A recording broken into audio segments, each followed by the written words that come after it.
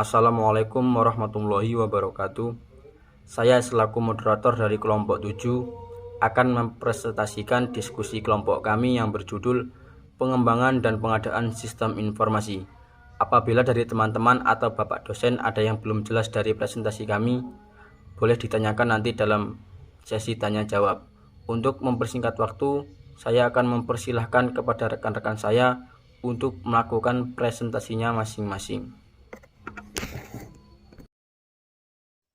Baik, yang pertama itu ada pengembangan sistem informasi. Pengembangan sistem informasi adalah kumpulan kegiatan para analis sistem, perancang, dan pemakai yang mengembangkan dan mengimplementasikan sistem informasi. Pengembangan sistem informasi merupakan tahapan kegiatan yang dilakukan selama pembangunan sistem informasi. Metode pengembangan sistem. Pengembangan sistem informasi didefinisikan sebagai aktivitas untuk menghasilkan sistem informasi berbasis komputer untuk menyelesaikan persoalan organisasi atau memanfaatkan kesempatan opportunities yang timbul. Sebenarnya untuk menghasilkan sistem informasi tersebut terdiri dari yang pertama itu ada sistem analisis, yaitu upaya untuk mendapatkan gambaran bagaimana sistem bekerja dan masalah-masalah apa saja yang ada pada sistem. Kemudian yang kedua itu ada sistem development, yaitu langkah-langkah untuk mengembangkan sistem informasi yang baru berdasarkan gambaran cara kerja sistem dan permasalahan yang ada. Kemudian ada metodologi pengembangan sistem. Metodologi pengembangan sistem adalah suatu proses pengembangan sistem yang formal dan persis yang mendefinisikan serangkaian aktivitas, metode, best practice, dan tool yang terotomatisasi bagi para pengembang manajer proyek dalam rangka mengembangkan dan merawat sebagian besar atau keseluruhan sistem informasi atau software. Kemudian ada macam-macam metodologi pengembangan sistem. Yang pertama itu ada System Development Life Cycle atau SDLC.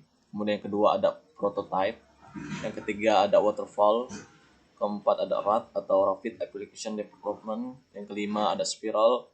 Yang keenam Object Oriented Technology. Kemudian yang ketujuh itu ada End User Development.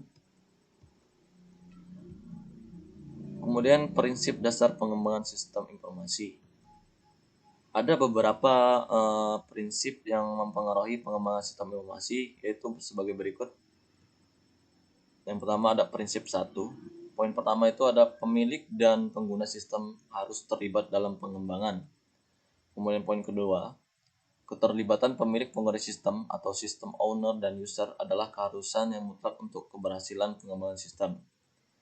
Kemudian ada prinsip kedua. Poin pertama itu ada gunakan pendekatan pemecahan masalah. Poin kedua, metodologi yang digunakan dalam pengembangan sistem berbasis pendekatan bagaimana memecahkan masalah. Kemudian ada prinsip ketiga.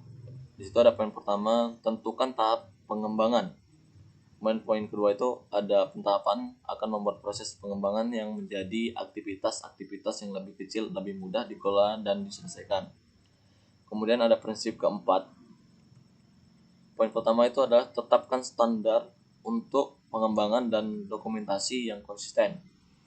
Standar pengembangan sistem umumnya menjalankan tentang aktivitas, tanggung jawab, petunjuk, dan kebutuhan pendokumentasian dan pemeriksaan kualitas. Kemudian ada prinsip kelima. Poin pertama itu ada justifikasi sistem sebagai investasi. Kemudian prinsip poin keduanya, sistem informasi adalah sebuah investasi. Poin ketiga itu ada pada investasi harus ada yang diperhatikan. Kemudian ada tahap pengembangan sistem informasi. Yang pertama itu tahap perencanaan sistem informasi. Pada tahap ini, tim pembuat sistem mencoba memahami permasalahan yang muncul dan mendefinisikannya secara rinci, kemudian membentuk tujuan pembuatan sistem dan mengidentifikasi kendala-kendalanya. Kemudian kedua itu ada tahap analisis sistem informasi. Pada tahap ini, tim pembuat sistem akan menganalisis permasalahan lebih mendalam dengan menyusun suatu studi kelayakan. Kemudian ketiga itu tahap perencanaan sistem informasi. Hal-hal yang harus diperhatikan dalam tahap perancangan antara lain yang pertama itu adalah kebutuhan perusahaan, kemudian ada kebutuhan operator, kemudian ketiga ada kebutuhan pemakai, dan keempat itu ada kebutuhan teknis. Kemudian yang keempat itu ada tahap penerapan sistem informasi. Tahap ini merupakan kegiatan untuk mengimplementasikan perancangan yang telah disusun agar dapat diwujudkan. Kemudian ada tahap evaluasi. Pada tahap ini dilakukan uji coba sistem yang telah selesai disusun. Proses uji coba ini diperlukan untuk memastikan bahwa sistem tersebut sudah benar. Kemudian ada tahap penggunaan dan pemeliharaan.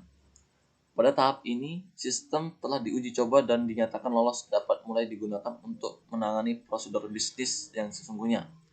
Pemeliharaan sistem secara rutin dapat meliputi penataan ulang database, membackup, dan scanning virus. Sementara itu, pemeliharaan juga termasuk melakukan penyesuaian untuk menjaga kemutahiran sistem. Pengadaan sistem informasi atau mengembangkan sendiri.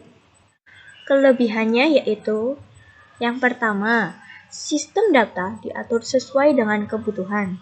Yang kedua, dapat diintegrasikan dengan lebih baik terhadap sistem yang sudah ada.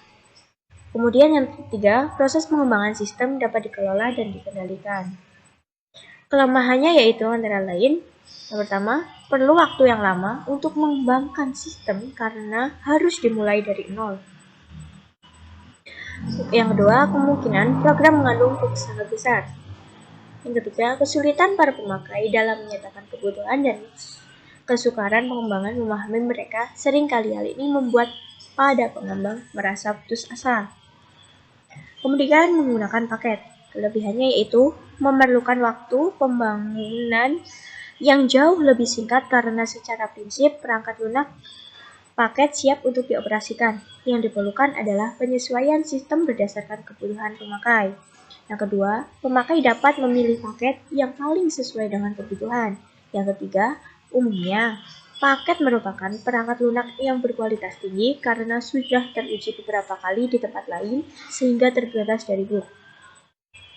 Kelemahannya yaitu yang pertama, ada kemungkinan paket tidak mendukung fungsi-fungsi yang spesifik dalam perusahaan. Yang kedua, ada kemungkinan harganya sangat mahal.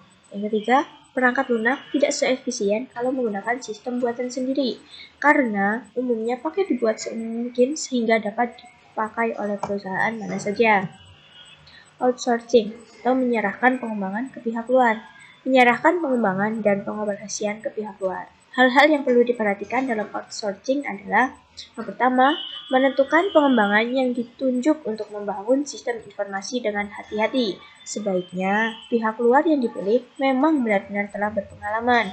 Yang kedua, menandatangani kontrak. Kontrak yang dimaksud sebagai pengikat tanggung jawab dan dapat dijadikan sebagai pegangan dalam melanjutkan atau menghentikan proyek jika terjadi masalah selama masa pengembangan.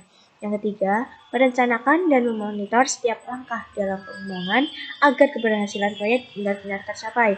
Kontrol perlu diterapkan pada setiap aktivitas dengan maksud agar pemantauan dapat dilakukan dengan mudah.